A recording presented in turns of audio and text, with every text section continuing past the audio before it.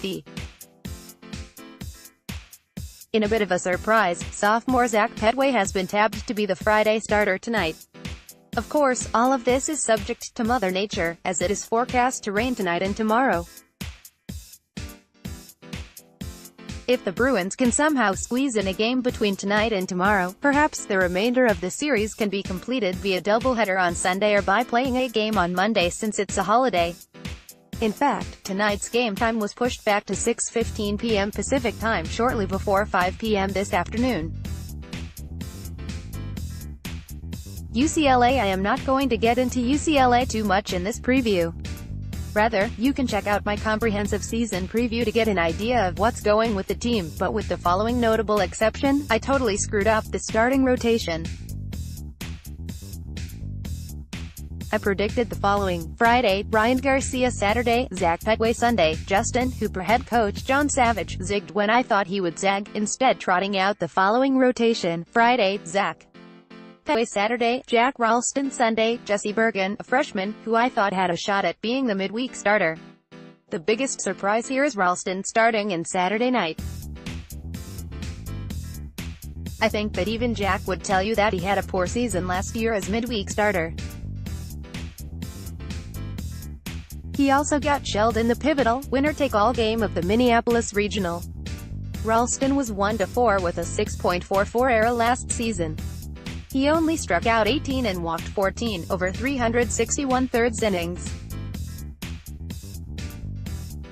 I didn't even mention his name in yesterday's season preview. Hopefully, he has made improvement this year. Coach Savage seems to think so. And what's going in with Ryan Garcia, who was a 2-1 with an outstanding ERA last year? Not even in the mix. Maybe the midweek starter. Also, is Justin Hooper not recovered from Tommy John surgery? Or does Coach Savage have other plans for these guys?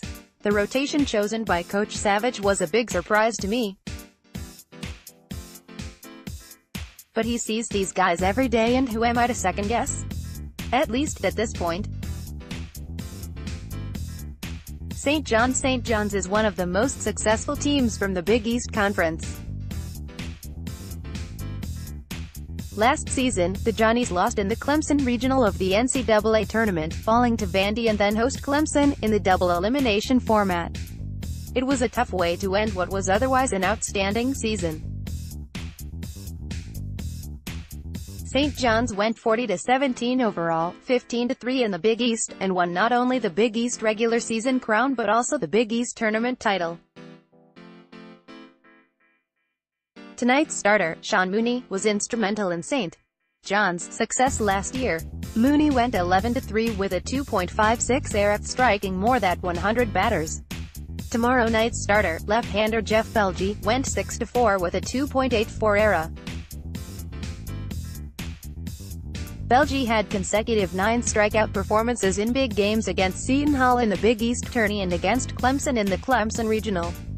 The latter was a road performance in his last game that should give Belge confidence on the road tomorrow in Westwood. Those guys will be challenged for UCLA's hitting attack. On the other side of things, St. John's replaces almost all of its field players from a year ago.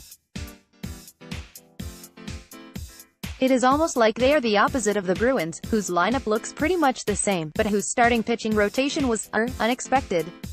Outlook: I think that the teams only get in 2 games this weekend because of the weather, and I expect UCLA to take them both. It's tough to say which starting pitchers will actually pitch or not, because it's tough to tell when or if a game will get started today, tomorrow, Sunday. So, I'm not going to predict which UCLA pitchers get those 2 predicted wins this weekend. This is your UCLA baseball versus St. John's Game 1 thread. Sound off in the comment section below. Have a great weekend and stay dry. Go Bruins!